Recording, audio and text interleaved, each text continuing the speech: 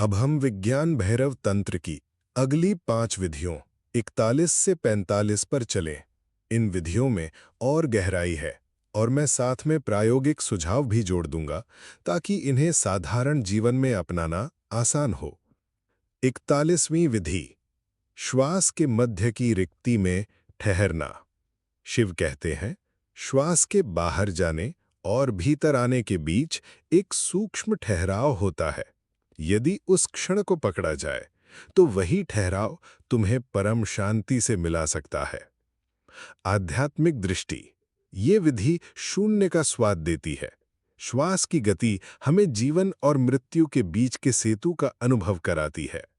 मनोवैज्ञानिक दृष्टि, रिसर्च बताती है कि पॉज ब्रीथिंग मन को इंस्टेंट कामनेस देता है और सिंपैथेटिक नर्वस सिस्टम को शांत करता है।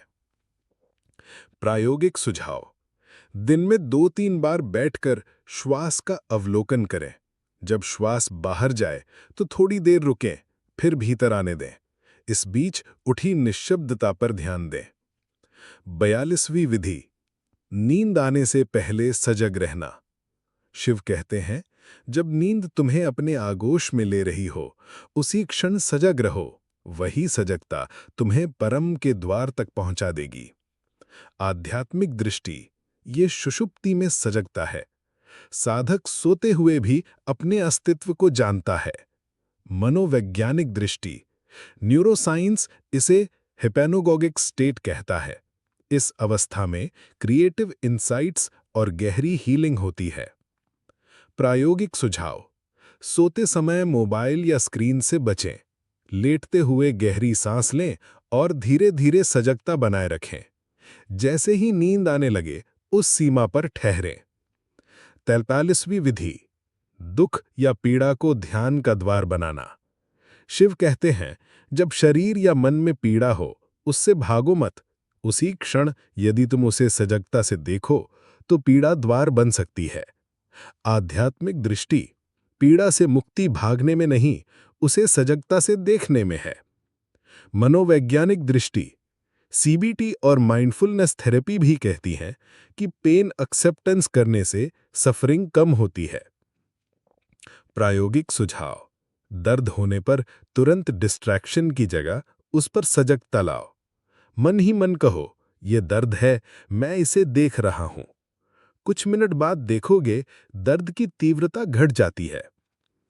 44वीं विधि, आंसुओं को ध्यान बनाना। शिव कहते हैं, जब आंखों से आंसू बहें, उन्हें छिपाओ मत।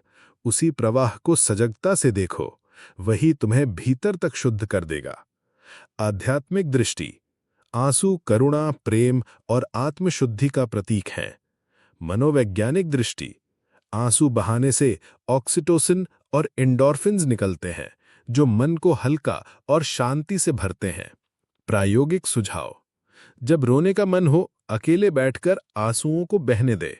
उन्हें दबाएं नहीं, बस सजगता से देखें। अंत में भीतर की हल्कापन और गहरी शांति को अनुभव करें। 45वीं विधि, गहन मौन में उतरना। शिव कहते हैं, जब तुम शब्दों और विचारों से थक जाओ तो भीतर मौन की ओर लौटो।